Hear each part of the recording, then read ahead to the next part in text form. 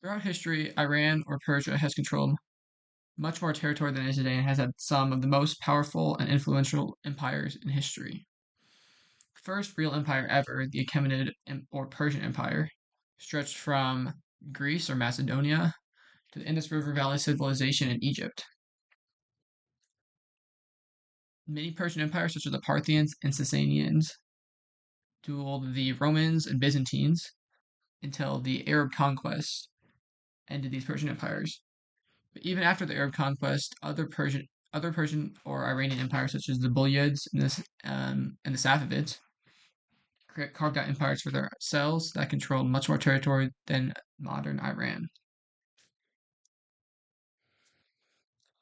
Today, I want to talk about how Iran could have possibly controlled more territory today than it does. This scenario is not very realistic, but is based on the idea of the Safavids controlling and maintaining more territory than they did in our timeline and staying around in some form to this day, allowing Iran to be much more of a player on the world stage than it actually is today. There are many reasons for the Safavid Empire's collapse. Um, they had religious tensions with the rest of the Islamic world because as they had promoted Shia Islam very harshly in their empire, and the rest of the Islamic world was Sunni Islam. Silk trade had started dying down because of the bypassing of the Silk Road by the European powers, which was a large amount of the Safavids' economy came from this silk trade.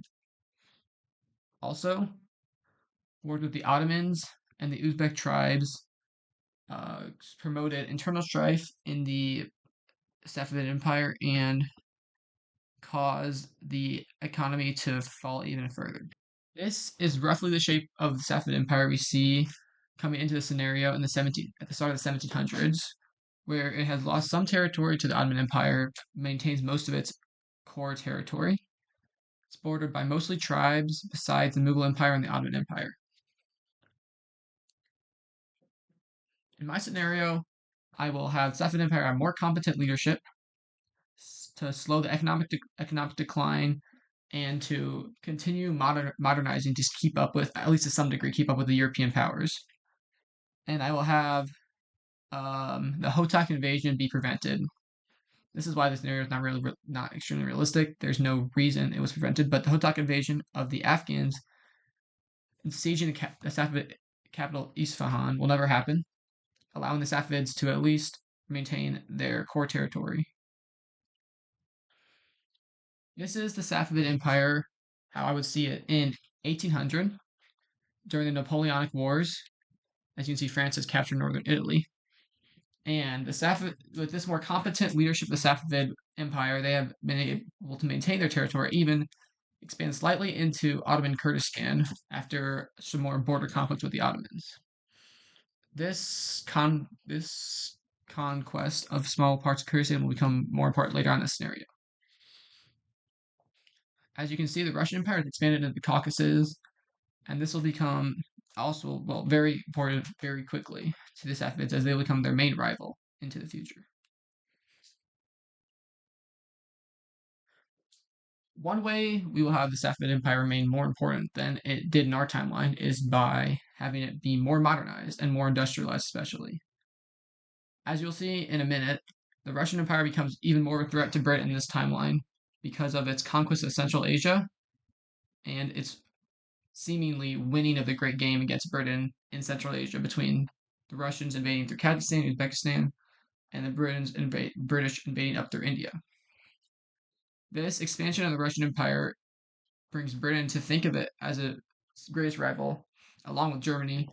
And one way it tries to counter the Russian Empire is by, instead of imperializing the Iranians, to help them through trade and help modernizing their military. Still making Safavid Iran, a partial British puppet state, but at least increasing their modernization and industrialization compared to in our timeline. As I said earlier, the Russian Empire will have a series of conquests of Safavid Iranian territory, such as Azerbaijan, and Central Asian territories in Turkmenistan and Afghanistan. So this is the map I have for pre-World War, this world of pre-World War One. As you can see, the Russian Empire has conquered into Afghanistan, which was supposed to be a buffer state between the British and Russians. But in their conquest of Safavid Persian territory, they decided to just conquer Afghanistan, which is one of the main reasons Britain decided that Russia was such a great threat. You can see here the Safavid border seems pretty similar to our timeline, with only slightly more territory in Kurdistan. Besides that, it's effectively the same shape as it is in our modern world this day, which is because Persia or Iran had its modern borders solidified earlier than almost any other state. Otherwise, there's very few changes on this map from our timeline, except for you can see a Macedonian state in the Balkans. It's because after the Russo-Turkish War, Bulgaria became very large, with that Macedonian state being part of it and controlling more territory in Thrace. But the Russians backed off from that to allow Austria to capture Serbia and to strengthen their alliance with the Holy Alliance, which is in this timeline with Britain moving away from Russia and France also moving away from Russia as it views them as a major rival too. Russia is now remaining in the Holy Alliance with Austria and Germany, or the League of Three Emperors with Austria and Germany. And to placate the Austrians, they allowed them to expand to Serbia and allow the Macedonian state, effectively betraying their Bulgarian allies or their more important great power allies. They also gained the allegiance of Greece through this by giving them territory in Macedonia and Thrace. So my map of this world's World War One, which admittedly is pretty unrealistic, has Britain, France, Italy, the Ottomans, and Safavid Iran on the side of the Allies, and Austria-Hungary, Germany, Russia, Greece, and the Macedonian state on the side of the Central Powers.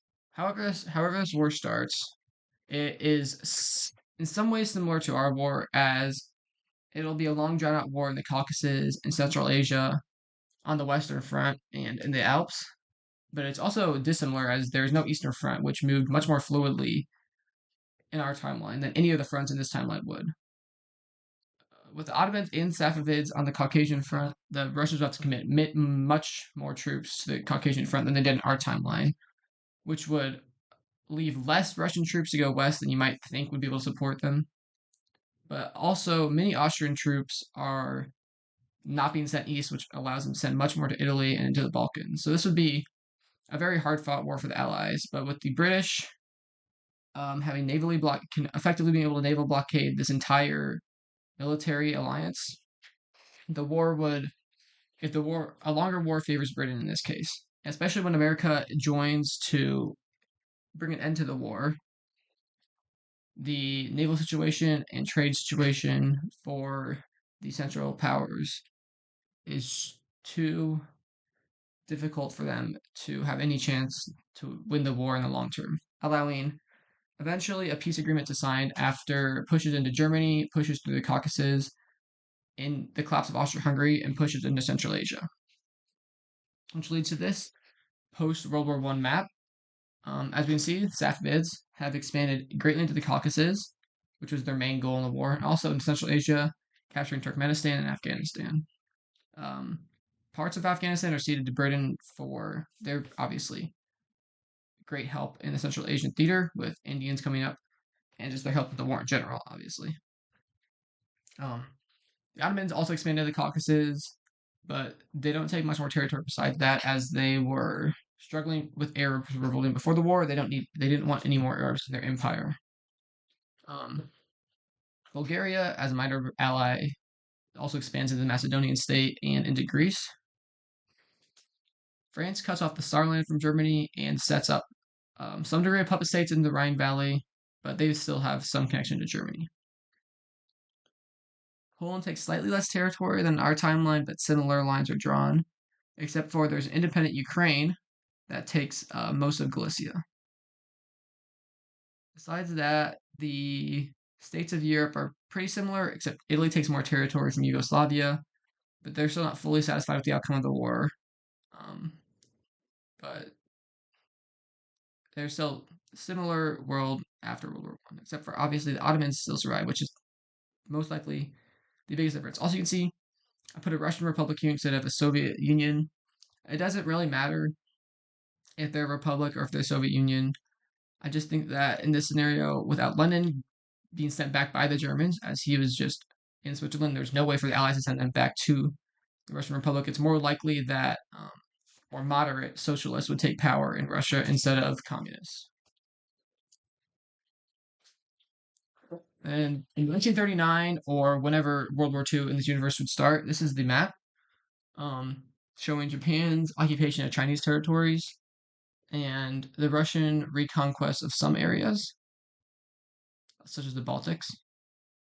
Besides that, this world is pretty similar to ours with only minor changes. World War II would take place with similar teams, except on both sides there's a Middle Eastern power added on the Central Powers, the Ottomans, and on the Allies, Safavid Iran. The Ottomans are convinced to join the Axis as they will be able to take some territories from Safavids, and especially they'll be able to get back at Britain for what they think of as too much British interference in the government and economy. Even though they helped them win World War One, Britain still has a certain amount of control over them. So this World War II would be very similar to our World War II. The Ottomans and Safavids don't affect the war very much at all. The Russian Republic is militarily similar, even probably stronger than the Soviet Union of our time without the Red Purges and famines. So Germany would still be Germany, Italy, Ottoman Empire, and Japan would still be beaten down. As you can see here, Russian puppet states are carved out in Eastern Europe and Central Asia. And the Safavids expanded to Kurdistan as they have at least some legitimacy of control over Kurdish populations in their own empire. And they expand farther into Central Asia and Uzbekistan. And then this is the modern day after the fall of the Russian aligned bloc. Possibly this Russian Republic is less socialist than the previous one, but it doesn't matter either way. Their puppets have fallen, and Safavid Persia has expanded farther into Uzbekistan. Otherwise, the broad strokes of the world are pretty similar to our timeline. Slightly different borders in Central Asia and in Europe, but there's not too much differences from our timeline, except for Safavid Persia being much larger and Iran being much larger and being a much more important power on the world stage. The China also not becoming a communist state would allow them to industrialize earlier and likely have less population issues. But without their certain territories like Manchuria, Tibet, they would not control the starts to the rivers and certain resources. So while they are most likely more powerful in our timeline than on our timeline, they're not likely extremely powerful. For the modern Iranian state, they have a population of 290 million, approximately an area of 4 million square kilometers, GDP of $3.257 trillion, with a GDP per capita of 11.23K, which, if you compare this to Iran's modern GDP and GDP per capita right now, this is almost 3 times larger than that, as prior industrialization efforts and less internal conflicts in Iran has led them to be much more stable economically than the Iran of our timeline. The capital is still Isfahan. It is not the largest city in the empire, but it is still the capital, as it was a symbol of the Safavid rule. Even though at this point, Iran is the Safavids are only figurehead monarchs that have no actual political power in the nation. The religious leanings of Safavid Iran, or just at this point, it's really just called Iran or Persia. The Safavid is not needed anymore. But yes, the religious leanings, they are 54% Shia and 43% Sunni. Most of the Shias are either Azeri or Persian, and most of the other minorities are Sunni. And then there's also 3% of other religions, with some Oriental Christianity, some Zoroastrianism, some Hinduism, and some traditional beliefs. Here's a map of the provinces. Different color codings on provinces indicate different languages spoken there. Yellow for Kurdish, green for Azeri, pink for Persian, purple for Uzbek, brown for Turkmen, blue for Pashto, and orange for Balochi. And we will go through the 10 most populous provinces in the empire. The most populous province is Kabul, an important province in Afghanistan with 14.2 million people, with, of course, the city of Kabul in there. Second largest province is Mesopotamia, by far the most important Kurdish province, constituting what was in our modern timeline, northern Iraq, with the important cities of Erbil and Mosul. The third largest is South Pashtostan, which does not have any large metro areas, but has very many medium-sized cities, contributing to an 11.3 million population. Next is Fergana, which again doesn't have any, well, it has the city of Namangan, but also just very fertile, very many medium-sized settlements. Next, we have the province of Tehran, which is mostly just the Tehran metro area, which even extends outside this province. And this province has a population of 10.4 million. Then we have the province of Peshawar, which has the city of Peshawar as well as other large metro areas near Peshawar, and the province has a population of 9.9 million. Next is the province of North Khorasan, which importantly has the large city of Mashhad, and is much more populous than the province of South Khorasan. North Khorasan has a population of 9.8 million. Next is the province which holds the capital of Isfahan. The province is also named Isfahan, and by far the majority of the province lives in the capital of Isfahan, which the province has a population of 9.6 million. Next is Navoy, an important province in the Uzbek areas of the empire. No major cities in Navoy, but again, many medium-sized settlements. Then is the province of Bactria, which has a dialect of Persian which is still mutually intelligible to Persian called Bactari. This province has a population of 8.7 million and has the important city of Shiraz. Seen here are the 10 most populous cities, or my bad, 20 most populous cities. Starting with Tehran, which has a population of 14.1 million and is the largest population center in Persia. Next is Isfahan, which is a population of 6.4 million and is the capital of the empire, which has caused large growth in it. Next is the city of Kabul, which is the center of the Afghan or Hazara people and has a population of 5.1 million. And then for our last of the first four cities, which are all Persian majority cities, is Mashhad in the Khorasan region, which has 3.6 million people. First city that is not Persian majority is Tashkent in Uzbekistan, with a population of 3.1 million. Another Persian majority city is Dushanbe in the Tajik area, which is still considered a dialect of Persian. And Dushanbe has a population of 2.8 million. Next is Peshawar, the largest Pashto-speaking city, with a population of 2.7 million. Next is Baku, the largest Azeri-speaking city, with a population of 2.6 million and located near very important oil fields, most important for the country outside of them, the oil and gas fields in the Persian Gulf. Next is Mosul, the largest Kurdish city in the empire, with a population of 1.9 million. Rounding out the top 10 largest cities is the city of Shiraz in southern Iran, which has a population of 1.8 million people.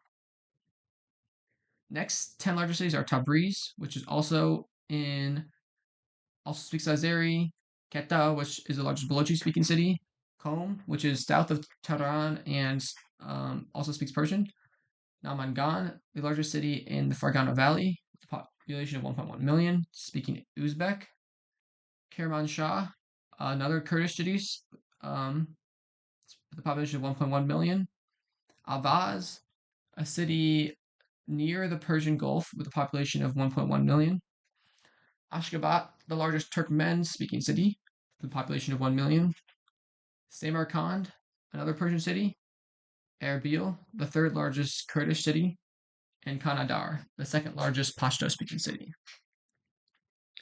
Speaking of languages, here is a language map overlaid on the province map. More detailed is the native languages of Persia. Persian is spoken by 39% of the population. The next most spoken language is Pashto at 16%, then Uzbek at 14%, Kurdish at 13%, Azeri at 6%, and Turkmen at 8%. The other languages in the empire amount to 7%. Important minority languages in the empire are Arabic in dark green, Qashqai in red, which is a Turkic language in southern Iran, Mazandari, Gilaki, and Talish, all on the Caspian coast north of Tehran. And then the Caucasian languages, such as Chechen, Ingush, and the Dagestani languages. Also, in east of some Persian spoken languages and north of Pashto is Pamir in Pamirstan. Thanks for watching this video on if Safavid Iran was larger and if Iran in general was a larger state in our timeline.